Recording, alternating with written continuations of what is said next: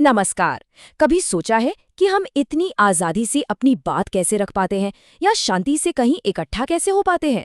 तो इसका जवाब छिपा है हमारे संविधान के एक बहुत ही जरूरी हिस्से में, स्वतंत्रता का अधिकार। आज हम इन्हीं अधिकारों को आसान भाषा में समझने की कोशिश करेंगे, जो हर नागरिक को सम्मान से जीने की गारंटी देते हैं। तो चलिए देखते हैं कि आज हम क्या क्या समझने वाले हैं। सबसे पहले हम स्वतंत्रता के अधिकार की मूल भावना को समझेंगे। फिर हम एक एक करके अनुच्छेद 19 से लेकर 22 तक के उस सुरक्षा कवच को जानेंगे जो इन आज़ादियों की रक्षा करते हैं। तो सबसे पहले बात करते हैं स्वतंत्रता का अधिकार। देखिए, ये सिर्फ कागज पर लिखा हुआ कोई कानून नहीं है। नहीं, ये तो हमारे संविधान का वो मजबूत वादा है जो हर भारतीय नागरिक को एक आज़ाद और सम्मान भरी जिंदगी जीने का आधार देता है।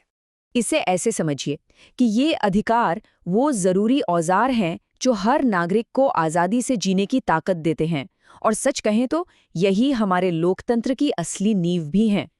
तो चलिए अब आते हैं इन अधिकारों के पहले और सबसे जरूरी पिलर पर, अनुच्छेद 19।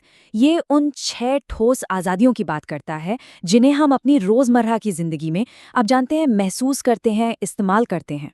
तो अनुच्छेद 19 हमें कौन सी 6 मौलिक आज़ादियां देता है? चलिए एक एक करके देखते हैं। पहला है बोलने और अपनी बात रखने की आज़ादी। दूसरा, बिना हथियारों के शांति से इकट्ठा होने का अधिकार। तीसरा, कोई भी संघ या संगठन बनाने की स्वतंत्रता। चौथा, भारत में कहीं भी आने जाने की पूरी आज़ादी। पांचवां, देश के किसी भी हिस्से में बसने का अधिकार। और छठा, कोई भी पेशा या व्यापार चुनने की आज़ादी। अच्छा, इन 6 आज़ादियों को याद रखने का एक बहुत ही सिंपल सा तरीका है, एक लाइन में बोलो, इकट्ठा हो, संघ बनाओ, घूमो, बसो और व्यापार करो। बस यही है अनुच्छेद 19 का पूरा सार। अब देखिए, आज़ादियां देना ही काफी नहीं होता है ना, उन्हें सुरक्षित रखना भी उतना ही जरूरी है। और बस यहीं पर आता है अनुच्छेद 20। ये न्याय प्रक्रिया के दौरान हमारी रक्षा करता है और ये पक्का करता है कि सबके साथ इंसाफ हो। तो अनुच्छेद 20 का मकसद क्या है?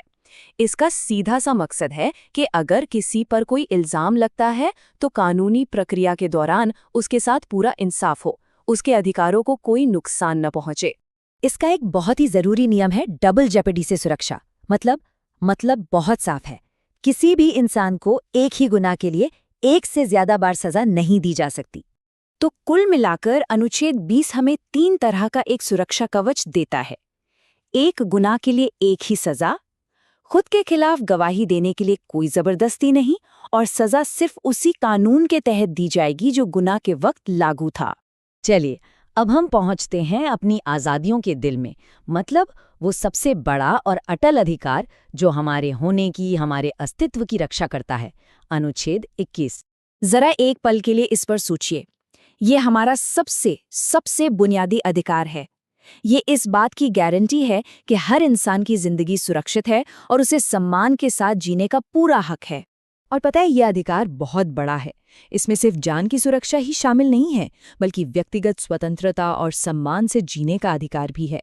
और समय के साथ तो सुप्रीम कोर्ट ने इसकी व्याख्या को और भी बड़ा कर दिया है, जिसमें निजता यानी प्राइवेसी और साफ सुथरे पर्यावरण जैसे अधिकार भी शामिल किए गए हैं।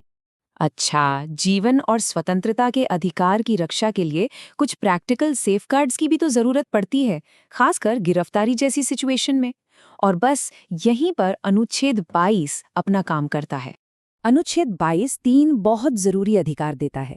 पहला, ये जानने का हक है कि गिरफ्तारी क्यों हो रही है। दूसरा, 24 घंटे के अंदर मैजिस्ट्रेट के सामने पेश करना ही होगा। और तीसरा, अपनी पसंद के वकील से सलाह लेने का पूरा अधिकार है। हाँ, यहाँ एक एक्सेप्शन है जिसे प्रिवेंटिव डिटेंशन कहते हैं। इसका मतलब ये है कि किसी को जुर्म करने से रोकने के लिए हिरासत में लिया जा सकता है, लेकिन इसके गलत इस्तेमाल को रोकने के लिए भी मजबूत कानूनी चेक और बैलेंस बनाए गए हैं। तो आखिर में सबसे जरूरी बात जो हमें समझनी है वो ये है कि ये अनुच्छेद सिर्फ अलग अलग नियम नहीं है। नहीं, ये एक पूरा का पूरा सिस्टम है, एक सुरक्षा का जाल है, जिसे ये पक्का करने के लिए बनाया गया है कि भारत का हर नागरिक एक आज़ाद और सम्मान की जिंदगी जी सके। और हम इस बातचीत को यहीं खत्म करते हैं, एक बहुत ही गहरे सवाल के साथ। ये अधिकार हमें आज़ादी तो देते हैं, पर इन शक्तिशाली स्वतंत्रताओं के साथ हमारी क्या जिम्मेदारियां बनती हैं?